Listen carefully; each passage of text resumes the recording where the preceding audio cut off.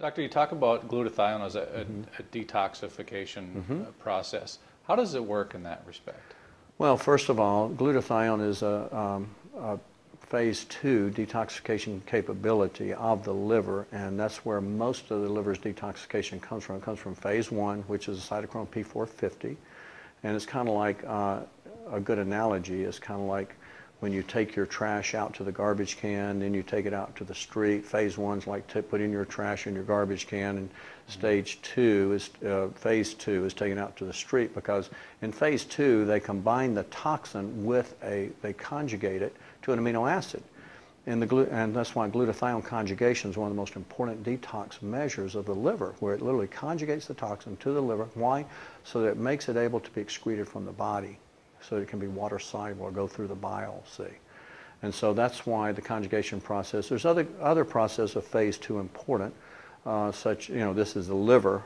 There's, sulfonation, there's glucuronidation, there's methylation.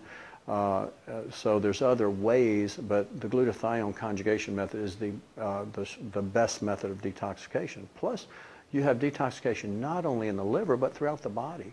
And you have different forms of glutathione. You have glutathione S-transferase, which detoxifies the chemicals and drugs and toxins. Then you have the glutathione peroxidase that is important in detoxifying peroxides, which are especially like lipid peroxides that attack cell membranes, nuclear membranes, fatty tissues, brain. They're in the brain. That's why it's so important for the brain, because it literally quenches these lipid peroxides that are formed simply because the brain receives more oxygen than any other tissue in the body, and with that much oxygen, there's tremendous amount of oxygen-free radicals released, and hydrogen peroxides and peroxides. That's why we need the glutathione in all areas of the body, not just the liver, in order to detoxify the chemicals that end up in the brain, the metals in the brain, like mercury. People that eat fish, they generally have more mercury, and it eventually ends up in the brain, which is 60% fat.